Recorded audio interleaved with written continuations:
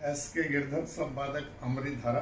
आज हम आपने एक बहुत पहले कहानी सुनी होगी, कैपसेलर एंड मंकीज, टोपियां बेचने वाला एक सौदागर व बंदरों की कहानी सुनी होगी, जरूर सुनी होगी, मगर वो अधूरी है। मैं आज आपको छोटी सी वही कहानी पूरी सुनाऊंगा। आपको मालूम होगा यहाँ तक कि टोपियां बेचने वाला सौदागर पेटी ट्रंक में टोपियां डाल करके 18-20 किलोमीटर दूर साइकिल पे गांव से बेचने जाया करता था। गाँव में रास्ते में 8-10 किलोमीटर पे एक 3-4-5 बड़े बड़े वृक्ष थे और हैंड पंप लगा हुआ था, पानी का नल का, और बैठने के लिए स्थान था, विश्राम स्थल सब बना हुआ था।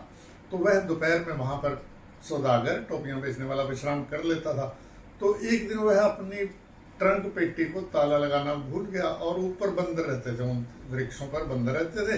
तो बंदर स्वभाव से ऐसे होते हैं छेड़खानी वाले, वो नीचे उतरे, उन्होंने वो जो ताला नहीं था कुंडी खोली और सबने एक एक टोपी पहनी और सारे के सारे बंदर वृक्ष पर अपने अपने वृक्षों पर चढ़ गए।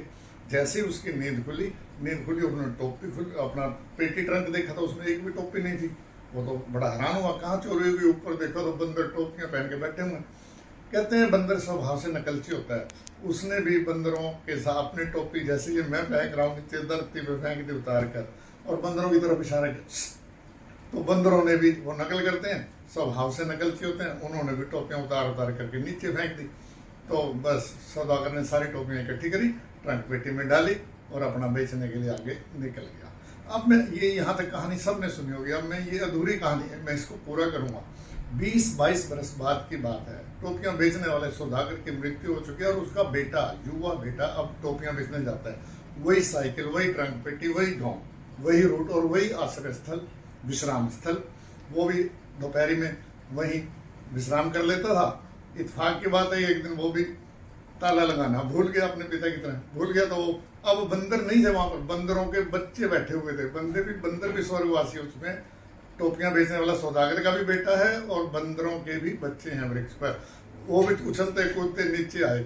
उन्होंने देखा कि ट्रंक पेटी के ताला नहीं है, उन्होंने भी टोपियां एक एक उतारी, सभी ने अपने सिर पे टोपी रख ली और ऊपर चढ़ गए। जैसे ही वो सौदागर का बेटा उठा, जागा, देखा पेटी खाली।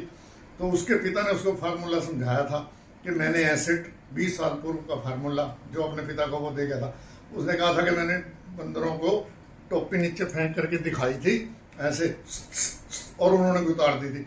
वही कार्य वो करने लगा, अपनी टोपी उतार करके वो नीचे फेंक रहा था और बंदरों की तरफ इशारा कर रहा, टोपियां उतारो।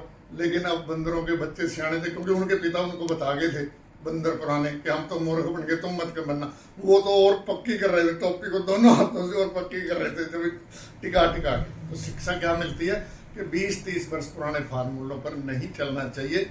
नए समय के अनुसार, नए ज्ञान के अनुसार, नई टेक्निक के अनुसार हमें आगे बढ़ते रहना चाहिए।